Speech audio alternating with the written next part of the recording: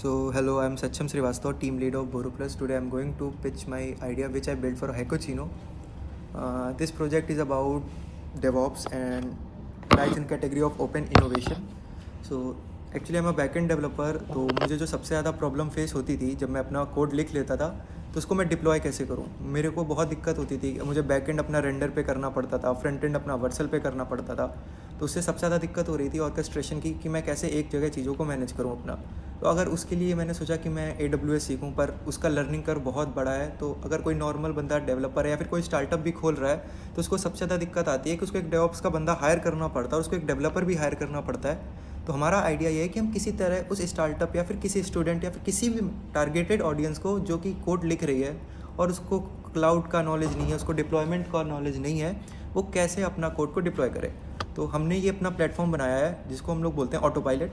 तो this platform does कि आपको अपना गिटहब रेपो देना है और वो डायरेक्टली आपका जो आपने जो गिटहब में कोड लिखा होगा उसको वो एनालाइज करेगा। सबसे पहले वो आपका वो देखेगा कि आपने किस लैंग्वेज में कोड लिखा है। उसके बाद वो आपका कोड को AWS पे डिप्लॉय करेगा और डिप्लॉय के साथ साथ वो एक चीज़ और करेगा, आपके कोड को डॉकराइज करेगा। और सिक्योरिटी आपका हम लोग Nginx यूज़ कर रहे हैं जो एक लोड बैलेंसर की तरह वर्क करेगा, जिसके थ्रू आपकी सिक्योरिटी बहुत इनहेंस होगी क्योंकि आपके सारे पोर्ट्स बंद होंगे। पोर्ट्स इन द सेंस, जैसे आपका डेटाबेस का पोर्ट्स हो गया 3306, वो भी क्लोज होगा, जिससे आपका जो ब्लास्ट रेडियस है, अगर आपका कोई अकाउंट या फिर आपका AWS किसी का एक्सेस आपको मिल भी जाता है किसी एक रैंडम बंदे को या फिर किसी एक हैकर को, तो वो ब्लास्ट रेडियस बहुत कम होगा क्योंकि आपका वो पोर्ट लॉक होगा, तो डायरेक्टली आपके डेटाबेस को हिट नहीं कर पाएगा। हमारे स्प्रिंग का पोर्ट बंद होगा, जैसे आप मेरा बैकएंड स्प्रिंग बूट में होगा तो आपका उसका भी पोर्ट क्लोज होगा। और जैसे फ्रंट एंड है, फ्रंट एंड तो क्लाउड फ्रंट पे अपलोडेड होगा या फिर वो AWS के एक पब्लिक सबनेट पे अपलोड होगा, जिसको एक्सेस करने से भी आपका कोई लॉस नहीं होगा अगर वो हैक भी हो जाता है। पर तब भी हम उसका पोर्ट भी ब्लॉक रखेंगे। हमारे सारे जो पोर्ट्स होंगे वो सिर्फ एक गेटवे के तरह गेटवे के जो हमारे सारे जो एक्सेस पॉइंट्स होंगे वो सिर्फ एक पे डिपेंड करेंगे, वो है हमारा लोड बैलेंसर जिसको हम Nginx अभी यूज़ कर रहे हैं। तो उसमें हमारा सिर्फ एक पोर्ट ओपन होगा जो हमारा पोर्ट 80 होगा। जो सारे हमारे प्राइवेट या पब्लिक पोर्ट हैं वो सारे उसी से एक्सेस होंगे, पर वो डायरेक्टली यूज़र एक्सेस नहीं कर पाएगा।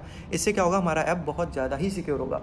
तो चलो हम एक बार आपको डेमो दिखा देते हैं जैसे कैसे वर्क कर रहा है ये। तो जैसे कि मैं एक बार लॉगिन हूँ, मैं गूगल लॉगिन इसमें अवेलेबल है, तो मैंने गूगल से लॉगिन कर रखा है। तो हम स्टार्ट डिप्लॉइंग करते हैं। तो हमने इसमें एक LLM भी यूज़ किया है जो आपका जो डॉकर फाइल है वो क्रिएट करता है। तो जैसे कि हमारा जो हैकचीन होता है उसमें बोला गया था अगर आप स्टेलर का LLM यूज़ करते हैं तो आपको 5 मार्क्स बोनस मिलेंगे। तो हम लोगों ने उसका LLM मॉडल ही यूज़ किया है जिससे हमको मार्क्स एक्स्ट्रा मिल पाए। तो उसके बाद हम लोग आपने दिखाते हैं, जैसे मेरे गिट रेपो पड़ी होगी, जैसे मैंने यहाँ पे एक बार यूज़ करी थी चेकिंग के लिए, तो मैं वही गिट रेपो को दिखा देता हूँ। तो जैसे कि मैंने ये गिट रेपो उठाई और मैंने इसको से कॉपी करा और अपने यहाँ पे पेस्ट करा, ठीक है। और उसके बाद मैंने इसको माई ऐप या फिर कुछ भी ऐसा नेम दे दिया 234 और हमने ब्रांच कर ली मेन। हमको मेन ब्रांच ही अपलोड करनी होती है, मेन डिप्लॉय करनी होती है हमेशा, तो हम लोग मेन ब्रांच को सेलेक्ट करते हैं। कंटिन्यू। अभी अपने आप डिटेक्ट कर लेगा कि npm इंस्टॉल npm स्टार्ट करना है ये पोर्ट। अगर ये नहीं भी डिटेक्ट करता है तो ऑटोमेटिक आप इसको ब्लैंक भी छोड़ सकते हैं, वो ऑटोमेटिकली कर लेगा जब आपका डेटा जाएगा। उसके बाद ARN, ये सबसे इंपॉर्टेंट होता है कि यूज़र को अपने AWS अकाउंट में करना है, तो उसको हमें पूरी एक्सेस देने की ज़रूरत नहीं है, क्योंकि मुझे उसकी अगर पूरी एक्सेस दे रहा है तो फिर तो वो मेरे पे ट्रस्ट ही नहीं करेगा अगर मैंने कुछ कर दिया। तो हमें आपकी पूरी एक्सेस नहीं चाहिए, हमें यूज़र की पूरी एक्सेस नहीं चाहिए, हमें सिर्फ उसका एक पर्टिकुलर एक्सेस चाहिए कि जिससे हम उसके अकाउंट में अपना जो सेटअप है वो कर पाए, और उसके बाद वो एक्सेस हटा भी सकता है, हमें कोई प्रॉब्लम नहीं है। तो जैसे कि मैंने ARN बना रखा है यूज़र का एक, ये सिंपल 3 स्टेप का प्रोसेस होता है। यूज़र को अपने AWS अकाउंट में जाना है और बस अपना ARN कॉपी करके हमको देना है, वो भी उस जितनी एक्सेस उसको देने का मन हो उतनी। तो मैंने डाल दिया। उसके बाद हम अपना सर्वर सेलेक्ट करते हैं जिस एरिया से यूज़र बिलोंग करता है। जैसे मेरे सबसे क्लोजेस्ट सर्वर है मुंबई, तो मैंने उसको सेलेक्ट किया और कंटिन्यू किया। और कंटिन्यू जैसे किया तो मैंने इसमें एक्सपेक्टेड यूज़र देखा। तो जैसे कि मैं ये करता हूँ तो उसी के हिसाब से जो मेरा रिकमेंडेशन है कि इंस्टेंस वो क्रिएट हो जाता है। जैसे कि अभी मैं 200 यूज़र कर रहा हूँ तो T3 micro is sufficient for me. मेरा बिल भी कम आएगा और मेरे लोग भी हैंडल हो जाएंगे जो मेरे विजिटर होंगे, ट्रैफिक होंगे वेबसाइट पर। अब मैं कंटिन्यू करता हूँ तो मेरे पास सारा एक बार इन्फॉर्मेशन आ जाता है, और फिर जैसे ही मैं डिप्लॉय पे क्लिक करता हूँ तो मेरी एप्लीकेशन डिप्लॉय होने लगती है। तो इसमें जब पहला स्टेप होता है क्लोनिंग, तो सबसे पहला स्टेप होता है क्लोनिंग और उसके बाद एनालाइजिंग हमने आपको बताया था हमारे जो बैकएंड है उसमें बहुत अच्छा एनालाइजर हम लोगों ने। तो हमारी डिप्लॉइंग स्टार्ट हो गई। तो हमारे डिप्लॉयमेंट के कुछ स्टेप्स हैं वो हम आपको दिखा देते हैं। जैसे कि पहला है क्विट, मतलब कि आपका जो एप्लीकेशन है वो डिप्लॉयमेंट के लिए एक लाइन में आ गया, वर्कर क्यू के पास आ गया है। फिर हम लोग करते हैं क्लोनिंग रेपो, और हम उसके बाद जब हमारे पास रेपो आ जाती है तो हम उसको एनालाइज करते हैं। Analysing is a very very important step, क्योंकि अगर किसी अलग लैंग्वेज में उसने लिखा होगा कोड तो उस लैंग्वेज का हमें डॉकर इमेज बनाना पड़ेगा, इसलिए हमें उसकी रेपो को एनालाइज करना पड़ता है। हम यूज़र से बिल्कुल नहीं बताते कि आप हमको बताओ या फिर कुछ भी करो, क्योंकि अगर कोई स्टूडेंट है उसने कहीं से वाइप कोड भी किया या फिर कुछ भी किया, उसको नॉलेज नहीं है, तो हम उसको बिल्कुल प्रेशराइज नहीं करते हैं कि आप हमको पूरा डिटेल्स दो, हम खुद एनालाइज कर लेंगे। उसके बाद हम लोग इमेज बिल्डिंग करते हैं। ये सबसे बड़ा स्टेप होता है, क्योंकि यहाँ पे यूज़ होता है हमारा LLM। यहाँ पे हमारा LLM मॉडल आता है जो हम लोगों ने यूज़ किया है इसमें। अगर मैं इसका आपको कोड दिखाऊँ तो हाँ ये रहा। तो इसमें हम लोगों ने जो कोड में आपको दिखा सकता हूँ मैंने यूज़ किया है इसमें LLM, ये देखिए क्लाइंट। तो इसमें हम लोग उसको एक वो दे रहे हैं, प्रॉम्प्ट दे रहे हैं कि आप हमको जो यूज़र की यूजेज है उसके हिसाब से आप डॉकर फाइल बना के दो। अगर आप यहाँ पे आप लॉग्स देख रहे हैं तो it is creating Docker file for us. यहाँ पे देखिए डॉकर फाइल बन चुकी है, कलेक्टिंग पेज डेटा। यहाँ पे डॉकर फाइल कंप्लीट हो चुकी होगी। ऊपर अगर हम लोग जाएंगे, अगर हम लोग पर से स्क्रॉल करते हैं, हाँ यहाँ पे डॉकर फाइल क्रिएटेड है। तो इसी तरह से हमारी डॉकर फाइल क्रिएट होगी। उसके बाद हम लोग इसको ECR में डालेंगे और उसी यूज़र के ECR में डालेंगे, यूज़र अकाउंट के AWS में, जिसने ये यूज़र अकाउंट ARN में हमें दिया है। और उसके बाद हम उसका इंफ्रास्ट्रक्चर बनाएंगे जो हम लोग टेराफॉर्म की हेल्प से बना रहे हैं। ये हमारा मेन डॉट टेराफॉर्म रहा। इसके हेल्प से हम लोग टेराफॉर्म बना रहे हैं। उसका रीज़न जो हम लोगों ने वहाँ पे ही दिया था फ्रंट एंड पे, एक्सेस की, ARN सीक्रेट की, जो हम लोग यूज़ करेंगे, जो हम लोग डेटा यूज़र का अपने पास नहीं रख रहे हैं। तो अगर हमें ENV भी शेयर करता है तो हम उसका भी AWS सीक्रेट मैनेजर के ही थ्रू करेंगे। और उसके बाद ये हमारे पोर्ट्स जो हम लोग ब्लॉक्स करने वाले हैं और जो हम लोग एक्सेस करने वाले हैं, और ये हमारे आउटपुट्स हैं। और हम लोग आगे जाते हैं। इमेज बिल्डिंग में काफ़ी टाइम लगता है क्योंकि हम लोग यूज़ करते हैं। उसका ECR इंफ्रास्ट्रक्चर बनाएगा, उसका डिप्लॉइंग कर देगा। तो फिर मैं थोड़ा पॉज लेता हूँ, इसको कंप्लीट होने देते हैं क्योंकि ये टाइम लेगा 5 to 12 मिनट्स, उसके बाद ही कंप्लीट हो जाएगा। तो as you can see the deployment is complete. और अगर लॉग्स देखेंगे तो हमारा एप्लीकेशन लाइव है।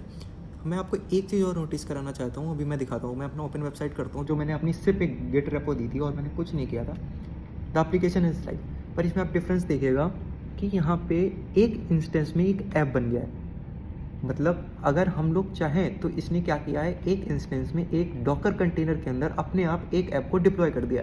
अब एक डॉकर कंटेनर ही है यहाँ पर हम क्या कर सकते हैं, हम मल्टीपल डॉकर कंटेनर कर सकते हैं। हम इसी डॉकर कंटेनर में एक फ्रंट एंड हो चुका है, उसी EC2 में एक दूसरे डॉकर कंटेनर में एक बैकएंड कर सकते हैं और एक तीसरे डॉकर कंटेनर में एक डेटाबेस कर सकते हैं। और उन तीनों को लॉक करके वो आपस में ऑटोमेटिकली Nginx से कनेक्टेड है। उससे हमारा application secure 3 tyre deployment on 1 click का फीचर है, जो कि अभी इंडिया में इसका कोई कॉम्पिटिटिव नहीं है। मतलब कोई भी ऐसा कंपनी या फिर स्टार्टअप इंडिया में नहीं है जो इसको कॉम्पीट करे। US में एक स्टार्टअप है जो इसको कॉम्पीट कर रहा है, पर वो भी अभी स्टार्टअप ही है। That is charging about $49 a month for this service.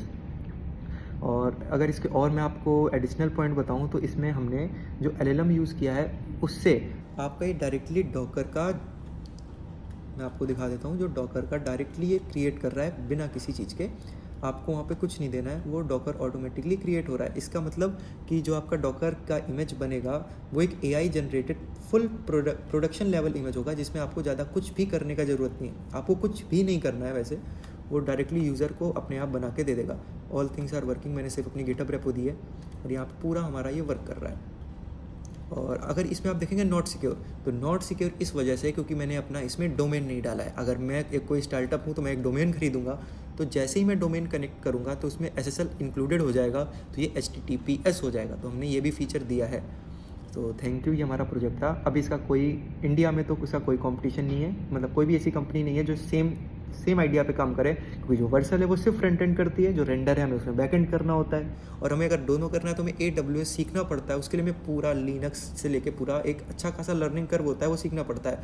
तो इसमें हम एक चीज़ और ऐड करेंगे, वो जो माइक्रो सर्विसेज है, हम इसमें क्यूबरनेटिस ऐड करने वाले हैं। हाँ, that is advance feature, but we will try to include this in this as well, because अगर वो ऐड होता है तो हम इसको माइक्रो सर्विसेज लेवल तक ले जा सकते हैं। That is very big, but we will try. पर हाँ, ये अभी मोनोलिथिक के लिए परफेक्टली वर्किंग है। कोई भी मोनोलिथिक एप्लीकेशन इसमें डायरेक्टली डिप्लॉयड हो सकती है। तो जो मेरा इसका फ्यूचर रेवेन्यू स्कोप होगा as an startup, if I am going for it, तो मैं इसमें सबसे पहले एक फ्री प्लान रखूँगा, जिसमें आप अगर कोई स्टूडेंट है तो वो उसको, क्योंकि इसमें मेरा ज़्यादा एक्सपेंस नहीं आ रहा है, मेरा सिर्फ में एक्सपेंस आ रहा है इसको डिप्लॉय करने का, क्योंकि जो एप्लीकेशन है वो डिप्लॉय हो रहा है यूज़र के अकाउंट में।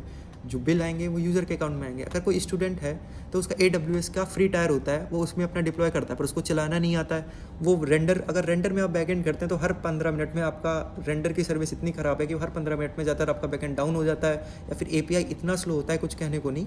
तो पर जो आप AWS में करते हैं बहुत रिलायबल होता है, क्योंकि वो इंडस्ट्री स्टैंडर्ड है, पर लोग उसको यूज़ करना नहीं जानते हैं। तो हम वो एक जो गैप है उसको फिल कर रहे हैं। तो अगर इसका हम रेवेन्यू शेयर देखें तो हम सबसे पहले तो फ्री रखेंगे एक ऐप के लिए, जैसे कि एक EC2 इंस्टेंस पे एक ऐप फ्री कर सकते हैं। और अगर आपको उससे ज़्यादा करना है तो वी विल चार्ज, दे हमारा रेवेन्यू स्कीम होगा, और वो बहुत कम होगा क्योंकि इंडिया में there are not much people who will going to pay a lot for this.